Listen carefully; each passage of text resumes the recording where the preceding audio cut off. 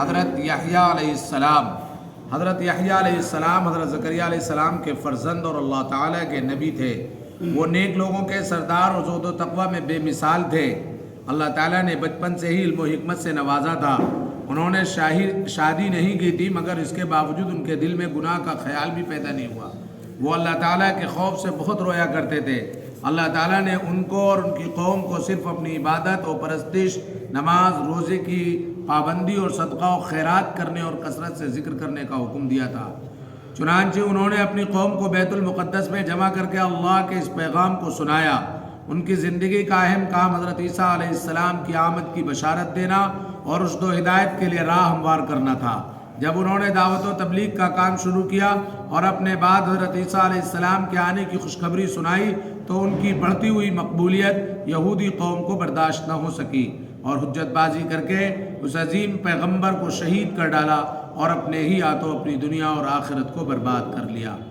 حضور اکرم صلی اللہ علیہ وسلم کا معجزہ، تھوڑی سی کھجور میں برکت۔ حضرت نعمان بن بشیر رضی اللہ تعالیٰ عنہ کی بہن بیان کرتی ہیں کہ خندق کی کھدائی کے موقع پر میری والدہ عمرہ بنت رواحہ نے مجھے بلایا اور میرے دامن میں ایک لب یعنی دونوں ہتھیلیاں بھر کر کھجور دی اور فرمایا یہ اپنے والد اور اپنے ماموں عبداللہ ابن رواحہ کو دے آؤ۔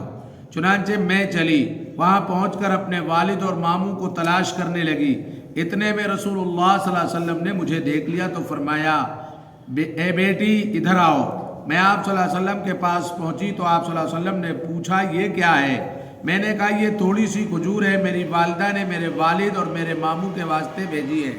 تو حضور صلی اللہ علیہ وسلم نے فرمایا میرے پاس لاؤ۔ میں نے ساری کھجور حضور صلی اللہ علیہ وسلم کی ہتھیلی مبارک میں رکھ دی اور پھر ایک کپڑا بچھوا کر اس پر آپ صلی اللہ علیہ وسلم نے بکھیر دی اور ایک آدمی کو فرمایا کہ آواز لگاؤ۔ چنانچہ اس آواز پر سب لوگ جمع ہو گئے اور کھانا شروع کیا اور کھجور بڑھتی گئی حتیٰ کہ سب لوگوں نے پیٹ بھر کر کھائی، پھر بھی اتنی زیادہ بچ گئی کہ کپڑے پر سے کھجوریں زمین پر گر رہی تھیں۔ ایک فرض کے بارے میں حج کی فرضیت، رسول اللہ صلی اللہ علیہ وسلم نے فرمایا لوگوں تم پر حج فرض کر دیا گیا ہے لہذا اس کو ادا کرو۔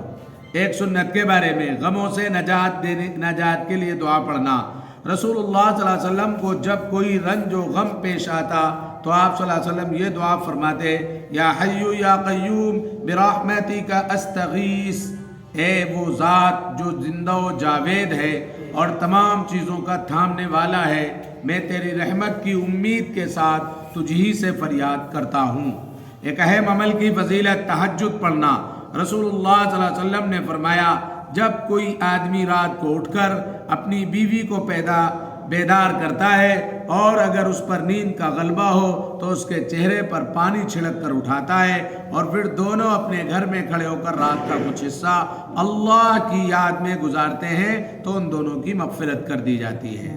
ایک گناہ کے بارے میں زمین میں فساد پھیلانا، قرآن کریم میں اللہ تعالیٰ فرماتا ہے بلا شبہ وہ لوگ جو اللہ سے پکا عہد کرنے کے بعد توڑ ڈالتے ہیں اور ان رشتے ناتوں کو بھی توڑ ڈالتے ہیں جن کو اللہ نے جوڑے رکھنے کا حکم دیا ہے اور زمین میں فساد پھیلاتے پھرتے ہیں تو ایسے لوگ بڑے خسارے والے ہیں۔ دنیا کے بارے میں دنیا مانگنے والا، قرآن کریم میں اللہ تعالیٰ فرماتا ہے لوگوں میں سے بعض ایسے بھی ہیں جو کہتے ہیں ہمارے پروردگار ہم کو جو کچھ دینا ہے دنیا ہی میں دے دیجئے، تو ان کو جو کچھ ملنا ہوگا وہ دنیا ہی میں مل جائے گا اور ایسے شخص کو آخرت میں کچھ نہ ملے گا۔